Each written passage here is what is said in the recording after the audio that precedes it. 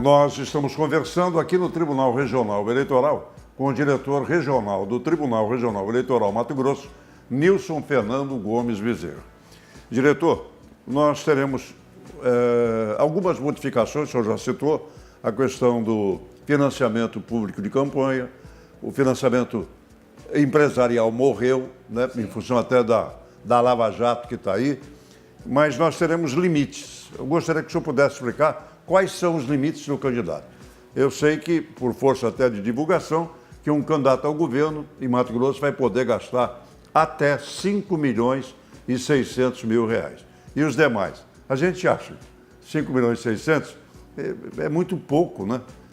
Pelo que foi gasto em eleições anteriores. Mas, em todo caso, essa é a determinação, 5.600.000. E os demais cargos? Então, na verdade, o Congresso Nacional que faz a legislação eleitoral e ele entendeu que precisava reduzir os custos das campanhas porque a gente agora não consegue mais arrecadar recursos da doação empresarial. Então, somente pessoas físicas podem doar. Então, pela dificuldade de arrecadação, precisava se criar um controle para evitar esse abuso do poder econômico de alguém muito rico que tem muito dinheiro para gastar. Então, se criou esse limite para tudo isso. Quem é contrário a esse limite alega o seguinte, que uma pessoa que não seja conhecida, ela precisa de gastar dinheiro para se tornar conhecida. Exato. E quem já está no poder já é conhecido naturalmente, né? Então que isso, na verdade, favorece quem já está no poder. Mas sem entrar nesse mérito dessa discussão, nesse exemplo que você deu do governador, o governador eleito na nossa última eleição em Mato Grosso, em 2014, ele gastou 20 e poucos milhões de reais de forma declarada na prestação de contas aqui no Tribunal Eleitoral. E agora o limite, como você bem disse, é de 5,6 milhões de reais. Então esse limite é bem menor. Isso, em tese, favorece que ele utilize, o candidato à reeleição, utilize recursos para poder, mais do que uma pessoa que não tem muito recurso. E o tribunal vai controlar esses gastos. Existem limites tanto de gasto total de campanha, quanto limites de cabos eleitorais. Ou seja, para evitar que uma pessoa contrate tantos cabos, que na verdade é uma forma indireta de comprar votos. Então, por exemplo, digamos que eu preciso de 30 mil votos para me eleger deputado estadual. Eu vou lá e contrato 30 mil cabos eleitorais e eu estou eleito. Ou seja, é uma compra de forma lícita, dentro da lei, eu estou comprando votos. Entendeu? Hoje não pode mais. Então, hoje não pode. Há um limite tanto para governo, para Senado, para deputado federal e estadual, de número máximo de cabos eleitorais que cada um pode utilizar. Agora, diretor Nilson, a lei não deixa uma vaga, deixa um vazio, que você pode substituir o cabo eleitoral antigo por voluntários. E esses voluntários, entre aspas, né? Eles não são cabos eleitorais. Eu me apresento como voluntário. Eu sou Nilson até debaixo d'água, Nilson governador, não sei o que e tal, como voluntário. Mas por fora eu estou recebendo algum. Não é uma tangente que a lei oferece com voluntário? Então, no mundo ideal, o ideal é que só existissem voluntários, que ninguém recebesse para isso do Brasil. E a gente fosse defender a nossa ideologia política. Então eu apoio um candidato e vou brigar por ele, entendeu?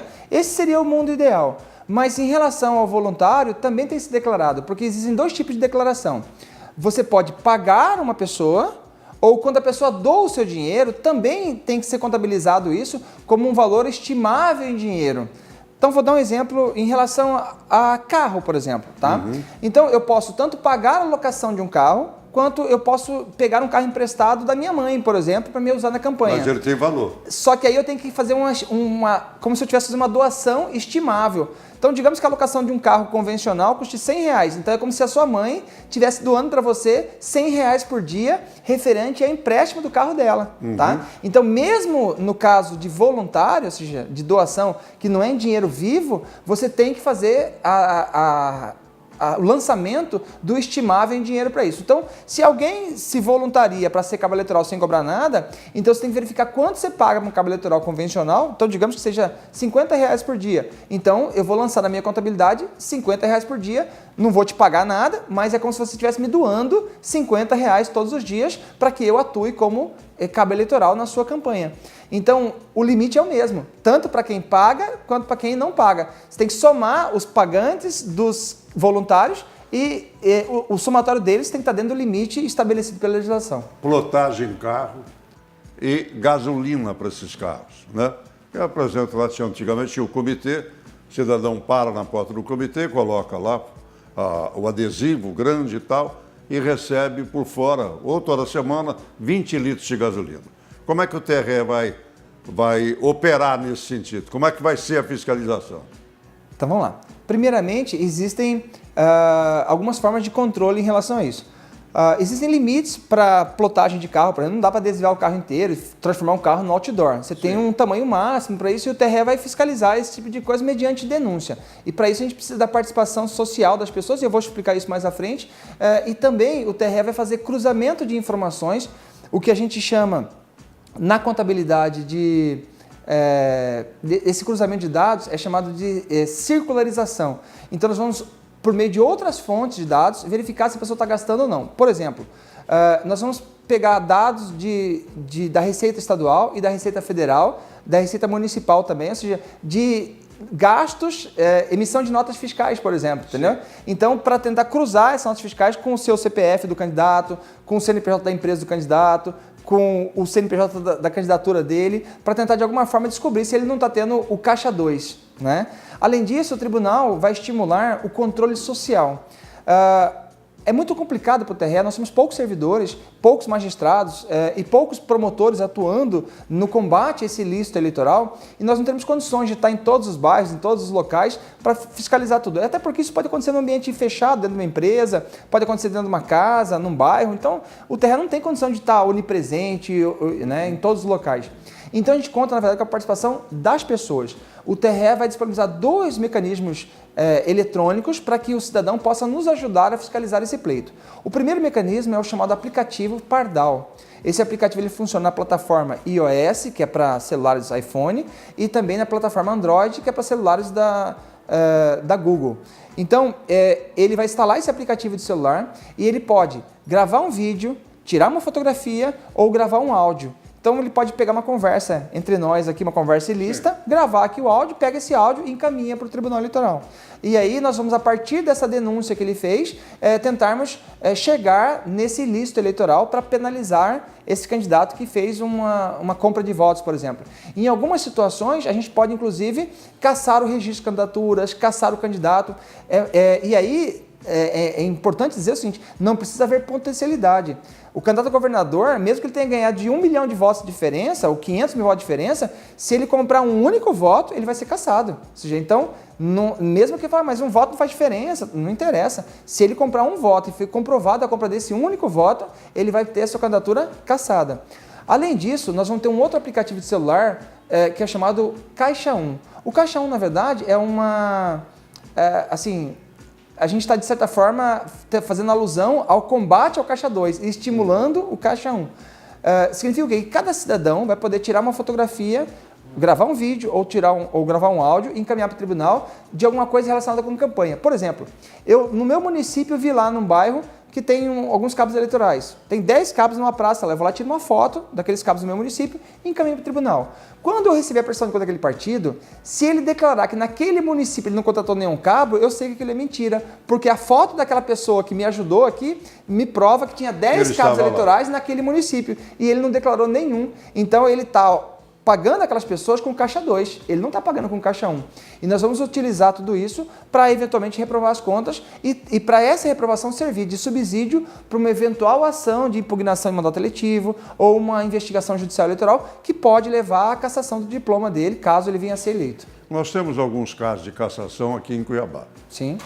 Casos de cassação de mandato de vereadores que não cumpriram, os partidos não cumpriram Sim. com o percentual feminino. O que mudou esse ano? As mulheres estão mais seguras que poderão ser candidatas? O fundo partidário, especificamente, vai diretamente para elas, terão que comprovar gastos também? Porque nós temos 4 ou 5 vereadores em Cuiabá que estão cassados. 2 já admitidos até pelo próprio TRE.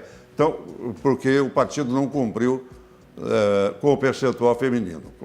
Então, primeiro vale ressaltar o seguinte, que a lei não estabelece um percentual feminino, até porque seria uma discriminação da lei fazer isso. Sim. Ela diz que tem 30% para cada gênero. Então, assim, você não pode ter uma candidatura só de mulheres também. Você não pode ter uma chapa de 100% feminina. Você tem que preservar os 30% dos homens também. É que, historicamente, os partidos são administrados, geridos por homens. Então, só costumavam lançar Então, você está me dando a homens. interpretação que eu posso interpretar que 70% da composição de uma coligação pode ser de mulheres e 30 de homens. 30 de homens, ou seja, não há problema em relação a isso. Então, nós podemos ter uma chapa majoritária, assim, com mais mulheres do que homens, Sim. não há problema nenhum. Então, a cota ela não é para mulheres, é uma cota por gênero. Você não pode ter um partido só de mulher ou um partido só de homens. Você tem que preservar pelo menos 30% para um dos sexos, né? Isso tem que deixar bem claro. Então, historicamente, os partidos são geridos por homens e costumam lançar candidatos homens. Então, eles escolhem mulheres para que a gente chama de candidaturas laranja, só para serem candidatas para cumprir a cota no TRE. Só que aí são pessoas que não fazem campanha, que inclusive o TRE detectou casos em que a pessoa não votou nela mesma, ela não teve nenhum voto. Já pensou você ser candidato e não ter nenhum voto? Quer dizer, você não votou nem você mesmo, né? Quem dirá fazer campanha. Então aquilo ali foi meramente uma formalidade para poder cumprir uma regra estabelecida da lei. Mas você tentou, de certa forma, burlar. Então o TRE está combatendo esse tipo de situação. Essas mulheres que elas participam da eleição, primeiro, elas têm que fazer campanha. Segundo, e elas têm que prestar contas ao final. Ganhando na eleição, elas têm que prestar conta. Muitas mulheres não prestaram contas e foram penalizadas por isso, sendo tornadas inelegíveis. E essa inelegibilidade dessa pessoa pode, em alguns casos, impedi-la, por exemplo, de assumir um concurso público, pode impedi-la, por exemplo, de ocupar um cargo comissionado no órgão público. Então, tem uma série de consequências para essa pessoa. Então, a mulher tem que entender que ela não pode ser comprada e participar de uma eleição sem que ela vá efetivamente fazer campanha. Então, você não pode emprestar seu nome só para cumprir uma cota, especificamente, né? O TRE vai fiscalizar tudo isso e vai punir com rigor. Aproveitando a sua boa vontade, voto branco, voto nulo, o povo quer anular, está todo mundo revoltado, muitos não querem ir para votar de maneira alguma. O voto branco, o voto nulo e a abstenção favorece quem? Vamos lá. Primeiro vamos tirar aqui alguns mitos que a gente coloca sobre isso. Você é uma pessoa que está em Mato Grosso já há muito tempo, você não é mato-grossense, mas já está aqui há muitos anos, já é cuiabano de coração. Já tem direito né? à indenização para ir embora. Já, não, mas nós não queremos que você vá embora, não, queremos que você fique aqui, se você não foi um cuiabano de nascimento, que você possa ficar por aqui mesmo depois da sua morte. Né? A gente gostaria muito que você não abandonasse nunca mais essa terra. Você pode ter certeza que não. Mas vamos lembrar que um caso específico, Dante de Oliveira foi candidato a deputado federal na eleição de 1990. Ele foi o candidato mais votado e não foi eleito. Por que aconteceu isso?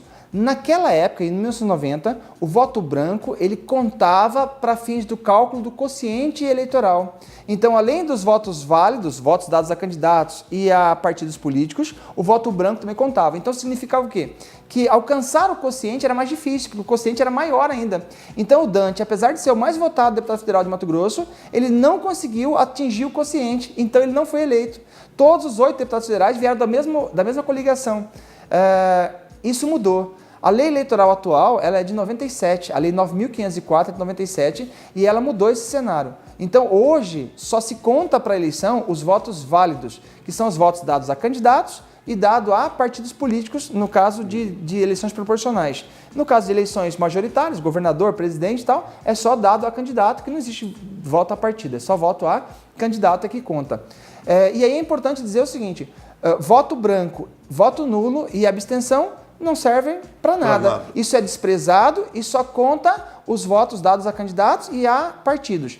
E aí é importante dizer o seguinte, tem muitas mentiras na época da eleição, dizendo o seguinte, se mais de 50% dos eleitores votarem nulo, anula a eleição. Ou se mais de 50% dos eleitores não comparecerem para votar, anula a eleição. Isso é mentira. Isso são estratégias que as pessoas utilizam por diversas razões. Primeiro, vamos imaginar que a gente tenha só nós dois aqui, tá? Nós dois vamos votar. Se nós dois votarmos, o meu voto vale 1 em 2, certo? Então eu tenho 50% de chance de eleger o meu candidato e você tem 50% de eleger o seu. Se você deixar de votar, o meu voto vale o dobro. Vale o dobro. Vale o dobro. Ou seja, se eu deixar de votar, o seu voto vale o dobro. Então, muita gente estimula os outros a anularem seus votos ou deixarem de votar para valorizar o voto de quem vota, né? E também é muito comum estratégias adotadas por candidatos o seguinte, se eu tenho muitos votos em Cuiabá, então aqui eu digo a verdade e estimulo a pessoa a comparecer para votar e tudo mais. Mas se eu não tenho votos no norte do Mato Grosso, por exemplo, eu espalho uma mentira lá no norte dizendo assim, não compareça para votar, porque lá eu não vou ter voto mesmo, então eu tento anular o máximo possível de votos do meu candidato adversário, entendeu? Então são estratégias adotadas na eleição que, na minha opinião, não deveriam ser. Ou seja, são Isso é estratégia? artimanhas. São artimanhas. Isso é entendeu? estratégia, artimanha ou falta de ética na realidade? Falta de ética. Então, essa pessoa, na verdade, vai ser o seu deputado no futuro. Ou seja, ele já começou mal, entendeu? Então, na verdade, é o seguinte: voto branco, voto nulo e abstenção não servem para nada, a não ser para valorizar o voto de quem votou. Porque quanto mais gente não faltar, quanto mais gente votar branco, quanto mais gente votar nulo, mais o voto de quem votou se valoriza, né? Então, ele só serve para isso, não serve para mudar nada. Eleição nenhuma é anulada. Eu vou dar um exemplo prático agora. Nós tivemos uma eleição para governador em Tocantins, uma renovação de eleição, e no segundo turno, somando brancos, nulos e abstenção, foi mais de 50%. E a eleição não foi anulada. O governador tomou posse, está lá governando normalmente. Então, aconteceu é uma mentira. No Amazonas também.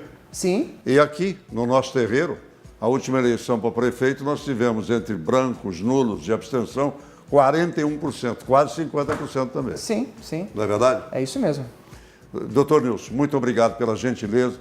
Mais alguma coisa que o senhor quer esclarecer? Não, na verdade o Tribunal Eleitoral que agradece a oportunidade e conclamar o eleitor que, por favor, tente escolher candidatos e participe mais da vida pública do Brasil. Ou seja, não adianta ficar em casa reclamando dos candidatos e dizendo que eles têm que ter ética, que eles não podem ser corruptos e tal. A corrupção, ela começa dentro de casa. Essas pessoas não vieram de Marte, eles vieram do seio da sociedade. Então, dê o seu exemplo, seja uma pessoa correta, seja uma pessoa honesta, uma pessoa proba, e aí sim você vai poder cobrar do político que ele seja igual. Aliás, se a sociedade fosse uma sociedade correta, a gente com certeza teria políticos mais honestos. Perfeito. Conversamos aqui no Bom da Notícia, para nossa satisfação e honra, com o diretor-geral do Tribunal Regional Eleitoral, Dr. Nilson Fernando Gomes Bezerra. Até o nosso próximo encontro.